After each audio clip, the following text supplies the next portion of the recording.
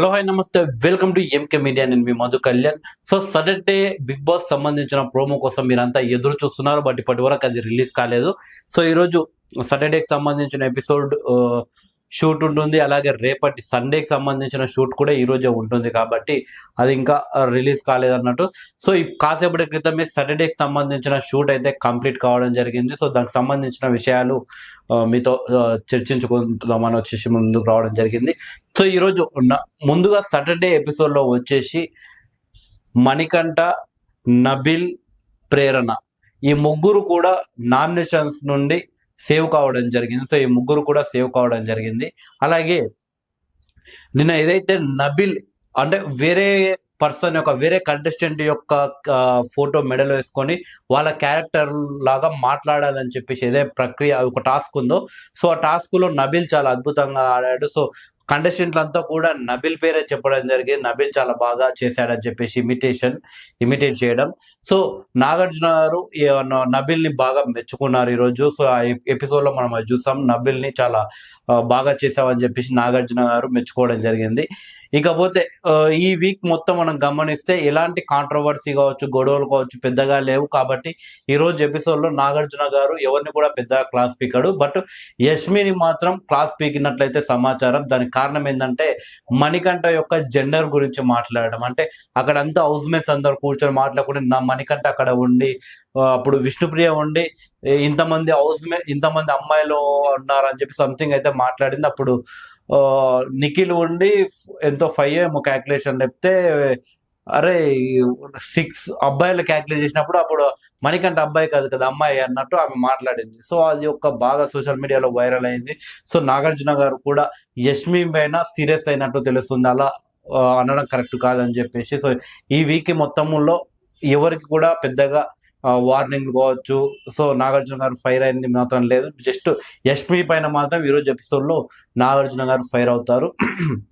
ఇకపోతే Sunday episode విషయానికంటే రేపు మనం చూడబోయే ఎపిసోడ్ ఏంటంటే ముందుగా డబుల్ ఎలిమినేషన్ అని చెప్పేసి ఈ వీక్ ప్లాన్ చేయడం జరిగింది బిగ్ బాస్. అంటే ఇద్దరు కంటెస్టెంట్లను హౌస్ నుండి బయటకు పంపుదామని చెప్పేసి బిగ్ బాస్ అయితే ప్లాన్ చేయడం జరిగింది. బట్ చివరికి నెక్స్ట్ వీక్ అది షిఫ్ట్ చేసినట్టు తెలుస్తుంది. ఎందుకంటే సీక్రెట్ రూమ్ అనేది ఒక ఆప్షన్ రావడంతో, సో సీక్రెట్ రూమ్ అనే ప్రక్రియను తీసుకురావాలని రావడంతో ఆ యొక్క డబుల్ ఎలిమినేషన్ కి నెక్స్ట్ వీక్ షిఫ్ట్ చేయలేదు. ఎందుకంటే డబుల్ ఎలిమినేషన్ ముందు పెట్టి తర్వాత సీక్రెట్ రూమ్ పెడితే బాగుండదు కదా. ఎందుకంటే ఇద్దరు కంటెస్టెంట్ హౌస్లోకి వెళ్ళిపోయినప్పుడు చాలా తక్కువ కంటెస్టెంట్లు ఉంటారు.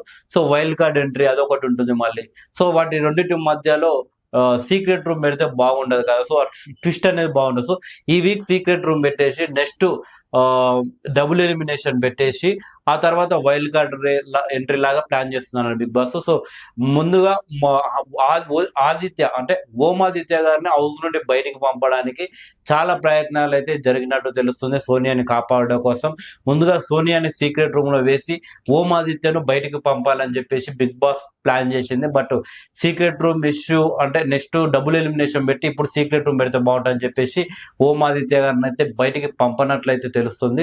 సో ఇద్దరిని కూడా సీక్రెట్ రూమ్ లో వేసినట్టు తెలుస్తుంది. అంటే హౌస్ నుండి ఇద్దరు ఎలిమినేట్ అయిపోయినట్టే, ఇద్దరిని బయటికి తీసుకొచ్చి కంటెస్టెంట్లు మొత్తం ఏడుస్తారు. ఆ తర్వాత వాళ్ళిద్దరు స్టేజ్ మీదకి వస్తారు, వాళ్ళ ఏబీలు చూపిస్తారు. ఆ తర్వాత ఇద్దరిని పొమ్మంటారు, మళ్ళీ తీసుకొని మీ రూమ్ అక్కడ ఉందని చెప్పేసి వాళ్ళిద్దరిని సీక్రెట్ రూమ్ లో వేస్తారు అన్నట్టు.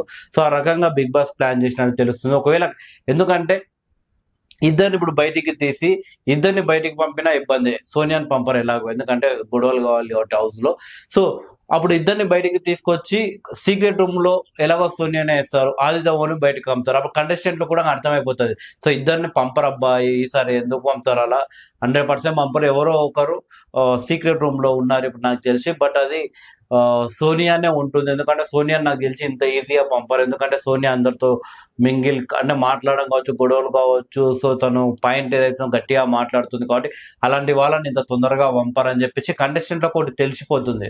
సో ఆ రకంగా సీక్రెట్ రూమ్ కి సోనియాని పంపి ఆద్యం పడితే కంటెస్టెంట్ తెలిసిపోతుంది. కాబట్టి ఇద్దరిని పంపించాలి, లేదా ఇద్దరిని కూడా సీక్రెట్ రూమ్ లో పెట్టారు. సో డబుల్ ఎలిమినేషన్ అంటే సీక్రెట్ రూమ్ కన్నా ముందు పెడితే బాగుండదు అని చెప్పేసి సీక్రెట్ రూమ్ తర్వాత డబుల్ ఎలిమినేషన్ పెట్టడం జరిగింది. అందుకే ఇద్దరిని కూడా సీక్రెట్ రూమ్ లోకి పంపినట్టు తెలుస్తుంది. సో మొత్తానికైతే ఈ week no elimination, secret room అయితే ఉండబోతున్నట్టు తెలుస్తుంది. సో మొత్తానికి ఆదిత్య ఓంని బయటకు పంపడానికి ఎన్ని ప్రయత్నాలు చేసినప్పటికీ వాళ్ళిద్దరు సీక్రెట్ రూమ్ వల్ల బతికిపోయే అవకాశాలు అయితే కనిపిస్తున్నాయి.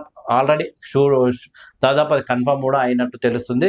సో కాబట్టి మెయిన్ థింగ్ ఏంటంటే ఇక్కడ మనం చూస్తే ప్రతిరోజు అంటే మనం కేవలం హాట్‌స్టార్‌లో ఓటింగ్ వేస్తేనే సరిపోదు. మొబైల్‌లో అంటే కాల్ చేసి ఓట్ ఏదైతే ఉందో అది కూడా 100% వేయాలి. సో ఎందుకంటే ఓటింగ్ అనేది తారుమారు అవుతుంది. కొందరు ఏం చేస్తున్నారంటే మా కంటెస్టెంట్ ఎలాగో లేడు కాబట్టి ఆ కంటెస్టెంట్ పోవాలంటే ఇంకో కంటెస్టెంట్ ఓటేయాలని చేస్తారు. ఆ రకంగా అవన్నీ తారుమారు అవుతాయి. ఇప్పుడు లాస్ట్ ఈ యొక్క వీక్ నామినేషన్స్‌లో వీళ్ళు ఎవరు మన విష్ణుప్రియ లేదు. సో విష్ణుప్రియ ఫ్యాన్స్ అందరూ ఏం చేస్తుంటారు, క్యాజువల్ గా నబిల్‌కి ఓట్లేశారు. సో నబిల్ ఇంతవరకు చా అంటే థర్డ్ ప్లేస్ అలా ఉండేవాడు ఓటింగ్స్ లో. బట్ ఈసారి మాత్రం టాప్ 1 కి వచ్చేసారు నబిల్. ఎందుకంటే విష్ణుప్రియకు సంబంధించిన వాళ్ళు కావచ్చు, సీతకు సంబంధించిన వాళ్ళు కావచ్చు, నైనికకు సంబంధించిన వాళ్ళు కావచ్చు, వీళ్ళంతా ఏంటంటే నబిల్ కు ఓటు వేయడం జరిగింది. సో ఆ రకంగా ఓటింగ్స్ అనేది అంటే నబిల్ కి ఈసారి టాప్ లో 10 సార్లు టాప్ ఉన్నాడు కదా.